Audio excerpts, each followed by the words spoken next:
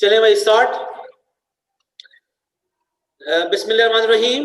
Today the topic which we are going to discuss is about balancing of chemical equations by ion electronic method, which is related with chapter number 7, first year chemistry, and the name of chapter is solution and electrolytes. Last time we have discussed all the rules which are used for balancing of chemical equation by ion electronic method.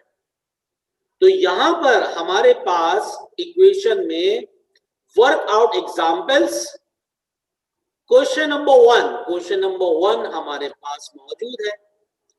ये equation हमें given है Sn+2 plus Fe+3 conversion into Sn+4 plus Fe+2 और आगे show किया गया है neutral medium. इसको हमें बैलेंस करना है बाय आयन इलेक्ट्रॉनिक मेथड। अगर हम अकॉर्डिंग टू रूल्स चलें तो rule number 1, convert molecular equation into ionic form. ये इक्वेशन पहले से आयनिक फॉर्म में है, इसको आयनिक फॉर्म में कन्वर्ट करने की जरूरत बिल्कुल भी नहीं है, ठीक है, क्योंकि इसमें पहले से चार्जेस +2 +3 +4 +2 गिवन है। इसका हाफ रूल क्या है? And omit hydrogen ion, hydroxyl, water and unreacted salt. Hydrogen ion इसमें मौजूद नहीं है, हाइड्रोक्सिल आयन भी मौजूद नहीं है, इसमें वाटर भी नहीं है और अनरिएक्टेड सॉल्ट भी नहीं है। तो स्टेप नंबर 1 खत्म हो गया। और हम लोगों ने रूल्स में ये पढ़ा था, आफ्टर कंप्लीशन ऑफ स्टेप 1 हमारे पास 2 रिएक्टेंट बचेंगे और 2 प्रोडक्ट। 2 से कम रिएक्टेंट, 2 से कम प्रोडक्ट हो सकते हैं, लेकिन 2 से ज्यादा रिएक्टेंट और प्रोडक्ट नहीं हो सकते, ठीक है। तो हमें यहाँ पहले से 2 रिएक्टेंट 2 प्रोडक्ट गिवन है। Break this equation into 2 partial forms. तो ये हमने पेज में 2 पार्शियल फॉर्म कर दी है। एक का रिएक्टेंट Sn+2 लिख दिया यहाँ पर और दूसरे का रिएक्टेंट Fe+3 यहाँ लिख दिया राइट साइड पर। Sn+4 प्रोडक्ट साइड पर आ गया पहली इक्वेशन में और Fe+2 प्रोडक्ट साइड पर आ गया दूसरी इक्वेशन में। तो हमने ब्रेक कर दिया this equation into 2 partial forms, ठीक है, that is oxidise and reduce. Oxidise reduce हमें आखिर में समझ में आ जाएगा कहां पर ऑक्सीडेशन हो रही है, कहां पर रिडक्शन। अब जो थर्ड स्टेप है हमारा वो कौन सा है? वो है balancing. Number 1, balance elements other than hydrogen oxygen. Balance elements other than hydrogen oxygen by using coefficient. तो यहां देखा हमने Sn1 है, Sn1 बैलेंस, Rn1 है, Rn1 है बैलेंस। फिर balance hydrogen oxygen with respect to medium. ये न्यूट्रल मीडियम है, लेकिन इस इक्वेशन में ना ही हाइड्रोजन की कमी है ना ही ऑक्सीजन। इस इक्वेशन में हाइड्रोजन ऑक्सीजन है ही नहीं। तो इसका मतलब अगर इस ओवरऑल इक्वेशन में देखें तो यहाँ पर हमें हाइड्रोजन ऑक्सीजन नजर ही नहीं आ रहा। तो स्टेप नंबर 3 में बैलेंसिंग ऑफ हाइड्रोजन ऑक्सीजन में ये भी गया। अब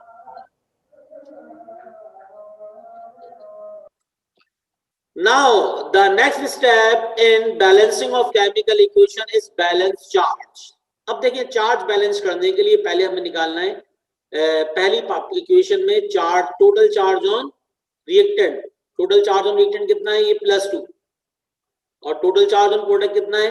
+4। अब हमें ये देखना है कौन से चार्ज ज्यादा है। रिएक्टेंट साइड पर 2 टाइम्स चार्ज ज्यादा है, रिएक्टेंट साइड पर 2 टाइम चार्ज ज्यादा है, ठीक है। तो जब रिएक्टेंट साइड पर 2 टाइम्स चार्ज ज्यादा है तो हमारे पास है इलेक्ट्रॉन। बाय यूजिंग इलेक्ट्रॉन हम बैलेंस करते हैं इक्वेशन। एक बात याद रखिएगा, कि जब भी हम चार्जेस को बैलेंस करेंगे ड्यूरिंग बैलेंसिंग ऑफ चार्ज, जिस साइड पर चार्ज ज्यादा होगा वहां पर इलेक्ट्रॉन की एडिशन कर, जिस साइड पर चार्ज ज्यादा होगा वहां पर इलेक्ट्रॉन की क्या कर दें आप लोग एडिशन। तो यहाँ पे क्या किया हमने, यहाँ पर रिएक्टेंट साइड पे दो चार्ज ज्यादा थे, जरा गौर से देखें 2 टाइम्स ज्यादा है, तो यहां पर 2 इलेक्ट्रॉन की एडिशन कर दी रिएक्टेंट साइड पर। रिएक्टेंट साइड पर इलेक्ट्रॉन ऐड करने का मतलब कि 2 माइनस हो गया, ठीक है। रिएक्टेंट पहले ये देखिए फर्स्ट इक्वेशन कर रहे हैं हम कर रहे हैं ये फर्स्ट इक्वेशन, ये वाली, इसमें रिएक्टेंट साइड पर 2 चार्ज है, प्रोडक्ट साइड पर 4 चार्ज है, तो रिएक्टेंट साइड पर 2 टाइम्स चार्ज कम है जबकि प्रोडक्ट साइड पर 2 टाइम्स चार्ज ज्यादा है, तो हमने 2 इलेक्ट्रॉन की एडिशन की और नाम दे दिया इक्वेशन 1। अब आते हैं इस इक्वेशन के ऊपर, यहां जरा गौर से देखिएगा आप लोग, यहां हमें नजर आ रहा है कि ये +3 चार्ज है रिएक्टेंट साइड पर और प्रोडक्ट साइड पर कितना है +2। रिएक्टेंट साइड पर 1 टाइम्स चार्ज ज्यादा है, तो यहां पर 1 इलेक्ट्रॉन की एडिशन कर दी।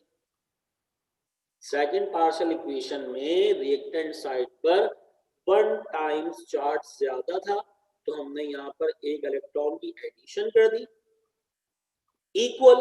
अब करना क्या है, अब करना यह है कि दोनों के इलेक्ट्रॉन को बैलेंस करना। दोनों के इलेक्ट्रॉन को बैलेंस करने के लिए यहां पर 2 इलेक्ट्रॉन है, इक्वेशन 2 को हम किससे मल्टीप्लाई कर देंगे 2 से, ताकि ये 2 इलेक्ट्रॉन बैलेंस हो जाए, और दोनों को कर लें ऐड, ये ऐड कर लेंगे, add both equation after balancing of electron. जब हम दोनों को ऐड करेंगे तो हमने लिखी पहले Sn वाली इक्वेशन, फिर लिखी Rn वाली इक्वेशन। दोनों इक्वेशन में इलेक्ट्रॉन से इलेक्ट्रॉन कैंसिल आउट, जरा और से देखिए, इलेक्ट्रॉन से इलेक्ट्रॉन क्या होगा कैंसिल आउट होगा।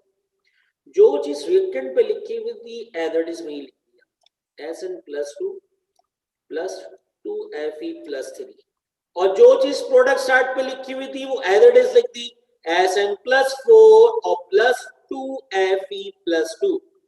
तो यहां पर असल में हुआ क्या, हमें स्टार्टिंग में एक इक्वेशन गिवन थी जो पहले से आयनिक फॉर्म में थी, तो हमें इस इक्वेशन को मॉलिक्यूलर फॉर्म में कन्वर्ट करने की जरूरत नहीं थी। सेकंड, इस इक्वेशन में ना ही वाटर मॉलिक्यूल था, ना ही H पॉजिटिव, ना ही OH नेगेटिव, तो हमने ओमिट भी नहीं किया, हमने जस्ट इसको ब्रेक कर दिया दो पार्शियल फॉर्म में, इक्वेशन 1 और इक्वेशन 2 में। अब इसमें बैलेंसिंग में एलिमेंट्स को बैलेंस करते हैं जो कि पहले से बैलेंस थे, हाइड्रोजन ऑक्सीजन को बैलेंस करते हैं जो कि थे ही नहीं इसमें, तो हमने सिर्फ चार्ज बैलेंस किया है। फर्स्ट इक्वेशन में, इस इक्वेशन में चार्ज बैलेंस करने के लिए देखा हमने कि प्रोडक्ट साइड पर 4 टाइम्स चार्ज ज्यादा है, सॉरी 2 टाइम्स चार्ज ज्यादा है, तो हमने 2 इलेक्ट्रॉन की एडिशन कर दी प्रोडक्ट साइड पर, जबकि दूसरी इक्वेशन में रिएक्टेंट साइड पर 1 टाइम चार्ज ज्यादा था, तो हमने 1 इलेक्ट्रॉन की एडिशन कर दी। अब दोनों को बैलेंस करने के लिए पहले इक्वेशन 2 को 2 से मल्टीप्लाई करवाया और ऐड करवा दिया किसमें 1 में, तो दोनों को ऐड करवाने पर इलेक्ट्रॉन से इलेक्ट्रॉन कैंसिल आउट। देखिए इलेक्ट्रॉन से इलेक्ट्रॉन क्या हो गए कैंसिल आउट, टोटल रिएक्टेंट जितने भी थे वो सारे के सारे लिख दिए हमने यहाँ पर, ठीक है, टोटल प्रोडक्ट जितने भी थे हमने सारे के सारे यहाँ पर लिख दिए, ठीक है। तो ये इक्वेशन बैलेंस हो गई बाय आयन इलेक्ट्रॉनिक मेथड, तो हमने इक्वेशन बैलेंस कर ली बाय आयन इलेक्ट्रॉनिक मेथड।